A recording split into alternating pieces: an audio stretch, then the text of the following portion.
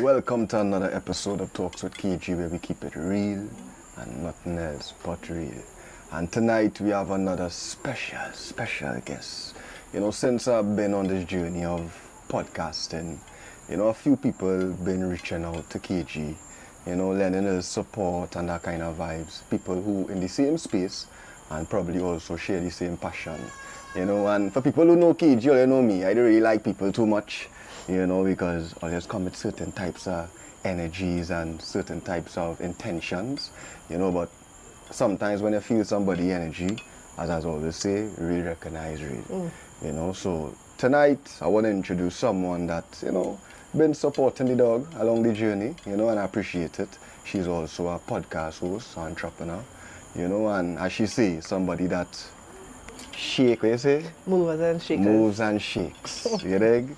So tonight I want to introduce my good friend, Tennille, aka Trinidad Doll. Oh my God. Yes, sir, yes, that sir, was yes, sir, that was yes, an sir, amazing I think introduction. that was one of my best intros so far. Yes, that What was you feel? so good. I feel that's one of my best I intros. think yes. Yeah, because I say, right? No, not Oh my again, God. better, you know. As I say, real recognize real. Oh. As I say, people has reach out, you know, and you as a person who's look at the show, you see the types of people I will be interviewing, right? Yeah. Like, it mostly be like artists, producers, people in the industry, one or two little bacchanal might happen, I might bring them on the platform. But I don't really just bring, Any and everybody. right, Yeah. you know? You're very strategic. Right, correct, Yes. correct. I saw that. You know, but as I say, real recognize real, you know, from the time we link on the Instagram and you message me, taking your whole vibes, I feel the energy immediately. I feel like you're on the same part as me. Oh. You know? You make my heart skip a beat, boy. Yeah, no, really. I feel like we had the same passion, and Oh man. I knew that if we have like had a sat down, Yes. we would have it would have been a good one. Yes. Well, first know? and foremost, thank you so much Yeah. for that. That was heartfelt. I felt every word you said. Yeah, for And I am sure. a true fan of what you do. Yeah, I know I'm that. a true fan of I what know you that. do. I know that. Because your Yeah. intention is in the right place. You know, Yeah. when I see you post, you're forever posting, like you putting in interviews after interviews. And this takes a lot of work It does. and dedication. It And you does. give everybody the same energy, the same effort. You know, I've never seen like, okay, this interview Right. was a little, you know, less Mm-hmm. effort from you because of who the person was. True, It doesn't true. matter. Across the board, you treat everybody True. respect, and it's good vibes. Yeah, man. And congrats to you on all you're doing, all the success. You're doing great things. I appreciate You're it. running up the numbers on YouTube. Only don't forget to subscribe. Correct. Yes. Correct. Now for the people, 'cause I know you, right? But for the people who do not know, who is Trinidad Doll? Oh my God. So Trinidad Doll is a very interesting woman. I'm an entrepreneur. I've been dealing with business my whole life, but I've always enjoyed the entertainment space. I've always wanted to be a host, you know, like MTV. Actually, Ananda Lewis, may she rest in peace, was one of my biggest idols. I used to love Rachel from Caribbean Rhythms. I always felt like I had that natural knack to like get in front of the camera and talk and engage with people. And I've done it in a different space. So like in Atlanta, I do a lot of interviews, and when artists come, I will talk to them. That's why what you do is like so parallel, because I don't just talk to, you know, the business people, or I deal with them all the time working. I want to talk to people, you know, in the spotlight, because I want to know what's going on with them when the camera goes off. Right. Mentally, that's kind of like what I've been pushing, because, you know, mental health is a huge thing for me and my family, and I've suffered with it for many years, and you know, it's been something that's very true to me, and I wish that, you know, in our community, Caribbean community, that we could actually find the resources and have those conversations with people. Yeah, for So I real. interview artists, like, you know, I asked Lyrical, like, when he sang Happy Place, where did I come from? And that was one of his downest moments when he wrote that song. Yeah. So those are kind of conversations I love to have, you know. So you are Trinidadian, Yes, born and raised but you live in Atlanta. in the States. Yes. Yeah. How that transition happened though from Oof. Trinidad? So when I was 12, my mom had ran away with us. It was me, my brother, and my sister, who's here tonight. Right. And we relocated to New York. We had no idea. I graduated primary school. Monrepo RC actually swung by there today to show my daughter, my 10-year-old. We was in South. When I tell you I was in South all day, that's what we was doing. It was like just to show her, like, you know, she's been here when she was younger, But her coming at 10 at such an age where social media is so like heavy and it takes away from who you are and your culture and your roots, she was able to see, man, mommy, you went to school there? You know, she watching the Louvre, she ain't seen no AC, like, you know what I mean? The bathroom outside, like, whoa, you used to walk up this whole hill after school? Yeah, and you know, there's those stories for her to be able to connect with meant a lot. So sorry for being late, but that was one of we little journeys today, San Fernando Hill, and I passed up to my grandfather in Monrepo. So yeah, we had relocated at 12. I had no idea. When I graduated, Monrepo RC, my mother was like, we move into the States and don't tell anybody. Right. It was a very scary-ish situation at 12 to know that you can't tell your friend who you just graduate with, hey girl, I'll see you next week, or we go to the movies or whatever. We can't do none of that. We just had to go because of the dynamics between her and my dad, and yeah, we had to just leave. Right, and then you left, and obviously, well, you held on to your Trini roots. Yes, that accent goes nowhere. Yeah. I've never lost it to this day. Yeah. When you decided to go into the media world and the podcasting world, you wanted to interview Caribbean artists, like that they wanted to do? Yes, I feel like, you know, there's so much, everybody has their own space, and we are such a big people, like we are such, you know, we support each other. Yeah, we have a little riff who have better roti skin and who have better curry and all of this, but as one Caribbean, we truly are, and we embrace each other's culture, each other's carnival, each other's music, artists, food, you know, so as a collective, it's like, who is having these conversations with us? Right. You know? Yeah. So that's kind of how I was like, let me get it. Because you have all your, you know, your people who everybody know on TV. Everybody know your TV, you know, the American, the American people, you know? But what about us? What about us? Right. You know, who's talking to us? Like, correct. Who talking about us? All right. Yeah, but you do a lot of interviews. Like when I look at your page, you have done a lot of interviews, right? Yeah. In the States. Yes. How you get these artists to come on your platform? So, you know? So Lady Lava was actually the last one that came on. She had came to perform. Yeah. So because I've been in Atlanta for 20 years now, 20 years, yeah. Actually 19, because my daughter is going to be 20, my oldest. I used to always do people insurance. So I was the insurance agent for the community. Right. Girl, like, I need to save some money. They come in. And mind you, I'm in party.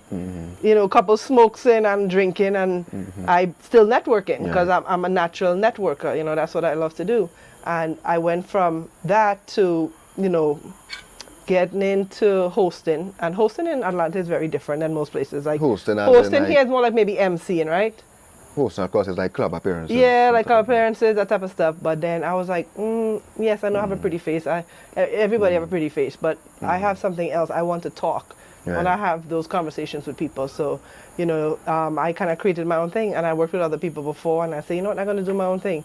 But I've always done the talking to artists, and Marshall was there. Well, he's a hard one to get to. I don't know. I could have waited there, but you know, honestly, they had a fight before, and I was like, you know, let me get out of here. So, you know, it's not hard for me to get to any artists because I know all the who's the who in Atlanta. Right. I know all of them. They could connect the dots. Yes. Which interview you think was the most impactful this far on your platform? Shoot, there's so much different ones. I mean, we talked about so many different things. I always think about it. It's always what somebody took away from it. Because I could do like a major artist, and somebody will sit down and they'll be like, I didn't really get nothing from that. So it's always what the person who was listening took from that. Like Lady Lava was a one that always stuck in my head too, because she dug into so much about Nishagonas when she used to hustle. You know? Yeah, and she used to be selling things, and she just talked about, you know, this regular people that, you know, this guy that went crazy, and there's the mental side of things that people in this community, we quick to, he's a madman, they're crazy, whatever, but people really are going through some shit, man. No, mental health is a serious thing. And when you link, man, you say, you know, you want to do the sit down, you specifically told me that mental health was something that you wanted to speak about. Yes. Why you want to speak about mental health so much? Because one is dear to me, and for somebody who suffered with it, like I said, for many years. You suffered with it? Yes. I've been depressed. I've been in a mental institution for 72-hour hold. I have been very angry. I've done some fucked up shit to people. I've done the slashing tires, breaking windows. Damn. I've done it all. I've wrote Yeah. bitch ass nigga on Yeah. somebody's car. I've done it all. Like, and I have no Crazy, shame. crazy. I'm not. I'm not like I'm embarrassed because that's who I was at that time, and I was going through so much. I didn't know how to deal with my shit. You didn't even know it was I didn't even mental. know. I was just like, oh, this is normal. Right. Until I'm like, this shit is not normal. The psycho kind of, the watching phone and digging in this and Right. investigative, Right, you're a good looking fella, I'm sure. Crazy, Right, crazy. the relationships we've all had. Yeah, I yeah. was that person and I didn't like being that person. I had dark moments, I, played things back in my head, past relationships, and I carried a lot of guilt, a lot of hurt, pain, anger, a lot of it, and I just didn't know how to deal with people or communicate. So Yeah. I had to find the ways to do it, and is when my husband sat me down and said to me, "You need to get your shit together, or I'm out." Is when it really hit. So it was crazy while it was with you. Yeah, well, yeah, I was very crazy with he. I was crazy, and it's not. He's a great guy. It's just Right. I had my own insecurities as a female, and people would look at me and be like, "Oh, you're a beautiful woman. To me, why be insecure?" Everybody, that's what people get lost. It's not about looks. It's about how you love yourself and Of how you course. feel about yourself. Yeah. And it took a lot of self-care and him encouraging me like, oh my God, love on yourself. You're so hard on yourself. It's okay. It's okay you didn't close that deal. It's okay with this. And I just learned to just fall back and just embrace the moment and being in the space. Yeah. So that's why mental health is so important. And plus, in my family, I have a lot of, family members that have suffered with mental health. I've been on medication. I've been on Prozac and sertraline and you name it, I've been on it. Seroquel, all kinds of stuff. I've been on these medications that I know what it does to you. It numbs you. It doesn't really fix you. It doesn't help you. And so much of us, first, we don't have the help. First of all, we don't even talk about needing help. Right. So you carry so much. Like I've watched my grandmother get to a stage in her life where she's suffering because she didn't, when we were in New York and she came up there with us, and for all the years she worked and held us up as a family, she never get to talk to nobody. She didn't have a buddy like, hey boy, today I real stressed this one, but she kept everything inside to where she internalized, and it literally started eating her out, literally. Like cancer came and everything came, and that whole stress factor, I feel like if people understand how to just hey, how you going today? Like, and really mean it. Like, how are you? Like, you might tell me something and I might be there for you, and you might have feel like running into our boss. Sure. You understand? And if people could just slow down and just be human, like, we all go through shit. We're all human. We're going to fuck up. We're going to say something offensive. We're going to say something good. We're going to say something bad. But just be genuine with people, man. Yeah. Be there for each other. Yeah, be there for each other. It's like, we're only here for a short time. Yeah. We're only here. People feel like they're here forever to be doing shit to people. Like, come on. Yeah, it's a real thing. But mental health is definitely a real thing. I think it should be number one on our list. Yes. Because, I just see it every day. I literally have friends that, as we Trinidadians call it, they're going mad. Oh, wow. And I remember growing up, my mother would be driving in the car and she would like show me vagrants on the road. Wow. And she'd be like, he used to be a teacher, Wow. He used to be a national footballer, Wow. Mental health. And I never used to believe it. And then growing up now, getting older, same friends I used to be playing football with, plenty of them is, vagrant, who Wow. is piper, who is, That is so mental sad. health, Let me ask you, why do you think, so these are people that you know personally, Yeah, right? good friends. So what do you think, just, off of, you live here, you've lived here your whole life, what is it? What is it you think that makes people snap or just get to that, like, they're friends, right? What if they come and be like, dude, I'm going through some shit. Why is it that people can just talk to each other? What do you think it is here in Trinidad? Because I look, everywhere I drive, I be like, I don't see no billboard about mental health. if you're feeling some kind of we way. have a serious mental health problem. Yeah. When you look at the crime and thing, like people think that is just, that is also mental health Yes. too. Like little boys that Yes. the pressure getting to them. And, Yes. and I just see it firsthand, like the pressure does really get to them to the point where you will literally see them deteriorating. Wow. Like you see it in stages, They go from being very normal, and then there are no money, there are nothing, the sun hot every day, you're just there, And you're seeing men mental just deteriorating week by week Wow. until they crash. You know, and it's a sad thing. But I talk about mental health with my friends a lot. You know, like I had a brethren, I wish he could have come and sit down here right now. In the back right now. He wouldn't even feel shame if I talk about him, because we used to have those conversations. Yeah, yeah. But he was going through something just the other day, and he was, I think, like he had drug psychosis. Oh. You know, but he didn't even know, because where you from, nobody don't care about these things. Right. You know, and you see in a youth man, he paranoid, he moving mad, and men just laughing at him and saying, he going mad. He going mad. And I had to tell him, I was like, bro, I think you need to go and get help now, boy. And he went and he recovering right now, you know, bit by bit.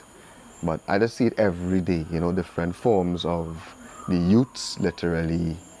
You know, I have friends that their parents pass away, and you know, like you're seeing it now, you're seeing that they can't take the pressure and they don't have nobody to talk to. Yeah. You know, they have a brethren like me, they're real happy, because at least they could get to talk to somebody. But not everybody have a you. And not everybody have a me. So Majority of people don't have a me. So then what happens to those people, you know? They And don't. that is to back to your question of why this is a space that I feel so passionate about, because even just being from Trinidad alone, even though I do interviews in the States, you know, is more Caribbean artists and stuff like that. But my thing is, yes, we need to have these conversations. We need to have conversations, yeah. You know, we have we have great music, food, carnivals, you name it. But what happens when these people go home? They're on a high in the party, yeah, everything good, whoop whoop. But then when you go back to being sad, depressed, yeah. So how do we stay on that high as humans? How do we keep that momentum going? And it starts with loving yourself. It starts with loving yourself. I mean, you are someone that admit to having mental health issues. Yes. Growing up, you could literally admit it, right? That means you face it head on. A lot of people ain't reached that stage yet, you know, where they could admit that I feel something wrong with me, you know, like, I feel I need help, you know. You know, like you tell somebody they need help, they might think you're disrespecting them, you know. But you are somebody that face it head on. What you would, you know, say to someone that probably really slashing tires. Yeah. You know, that temper, anger is real. temper out that of anger control. is serious. I'm telling you, yeah. You know, are you thinking it normal? Yeah. What you would tell someone? I think everybody should get somebody honest in their life. Just even if it's one person, that regardless of what, I need you to tell me if I getting fat, if I getting rude, if that outfit there look, I need you to tell me. I want to have that honesty with somebody. And maybe, I mean, I think when people, during life, like we as kids, we get in trouble in school, you get in trouble in work, you get reprimanded, you get write up, whatever, you get fired sometimes. We go through so many different things where we get in trouble. We do things we wasn't supposed to do, right? So along the way, if you're depressed or something, you know when you're battling something, you know. But I sometimes feel people it's not that they don't need help, they don't know how to ask for help, because it's such a stigma with Caribbean people with, like growing up, when we were small, we used to drink Sanatogen. Oh, we have nerves. And I grew up always hearing we had nerves. And believe it or not, that triggered me into like anxiety before I get. Why do you think I said, yeah, I'll smoke? Because not that I'm a regular smoker, but it takes the edge off. I had a shot before I came because I get in my head space so much. But I was able to use my anxiety as my superpower. So I get a lot done. You know, but for people who, you have to kind of know yourself. You got to know if you're pissed off today, you're angry. And if somebody tell you, like, oh, God, what's wrong with you? And you lose friends along the way and people telling you, listen, get your shit together, you have to listen. Just take heed and listen. It's okay to just let the pride go and say, you know what, you're right, I need some help. Where can we get some help? But a lot of people don't want to admit that. I think pride gets in the way. Like, I never see that culture, at least in my generation, I don't know. But I never saw that culture. Asking for help. Help for mental health. You know, like, what does that look like? That is what I would ask. What does looking for help for your mental health look like? It could look like different things. It could be, you know, like today I was having a conversation with my mom. Well, my mom is very anxious, very, and she's 65, and it worries me because I'm like, Mom, you gotta slow down. So it is a matter of like having honest conversation, and then okay, well, what could I do differently? You know, I try to be more mindful. Like she's conscious of it. So somebody at 65, if they could be like, listen, I'm conscious of it. I think there's hope for everybody. But you could ask in different ways. It could be, you know what it is? Sometimes people don't even have to ask. If the other person on the other side is listening, they will hear the question. They will hear it. Because if you're really listening to your friend, and you hear their voice, you hear their tone, they're sounding down, and sometimes you know you're a little prideful. You don't want to be like, you're like real sad today, yes, oh God, you know. I don't know, now I getting real tired of life. You're like, I have nothing working out for me, this, and you know, okay, no problem, all right, I'll talk to you tomorrow. Like, you just missed the whole thing. Versus like, man, what's going on with you? You want me to come over? Like, what's going, talk to me. I think people don't really listen to people. True. I think so. People don't really listen. If they really listen and really care about the other human being they're having a conversation with, you will hear so much cries in their voice and in the conversation and the things that they say and the way they move and they operate, or you know, you could tell. You could look and see if somebody is sad or struggling and stuff like that. But it's for you to want to see it. You know? It's a real thing. And I think people who struggle just want to be seen and heard and understood and not judged. You know, to have you know, Kyle Boss, who's been doing them skits on them. The comedian. Yes. Right. You know, he have a lot of skits on Caribbean Parent trauma. Right? But it's a real thing, right? No, because it's true. I just look at his things and I just be like, dog, I went through everything like that. My mother just come home and what are you doing lying down? trip off, dog. It was like, what's this, man? Yeah. You know, very traumatic now. And also too, therapy, right? People don't talk about that. No. In my country, you know. That is more like an American thing. Do they have the resources though? Right, so I was going to get to that. At times, I wanted to see a therapist, and I didn't know where to find one. Shit. Yeah, and I find that was a problem. You know, like where can I find a therapist? You know, and not only just a therapist, but a good therapist. Right. You know, so I realized that was a problem also. That, as you say, we don't take it serious. Yeah. And I think it should be number one on the list. Yeah, it is. You know. It definitely is. Yeah, and therapy could be anything. You know, because like even myself, I was going to certain areas and youths will come up to me and ask me a million questions and I will answer everyone. Wow. You know, because I know that and all therapeutic for them because the world don't treat them like that. You know, they come and asking these dumb questions. Nobody want to hear you. And that is the problem right there now. You know, nobody not listening. Nobody's listening. You know, nobody not listening. So people are so invisible. Yeah. Remember we was in the car just the other Chinese and we pull up by the traffic light. You was there? And a vagrant sit down right on the side of the road, but he right next to the car. And when we turn, we jump now because we didn't even see him there. And I watching all the cars passing. And I tell him, my brother in the car I say, look how life is, eh? He sit down there and the world just passing by. Hundreds of cars just passing by. Not one person stop and think about that man. Not one by, nobody by. Things that I just look at. Yeah. You know, that is how I am. Yeah. You know, that's why mental health is important to me too. Yeah. You know, so we could talk about this for hours and hours and hours when it comes to that. Yeah. But yeah, I feel you.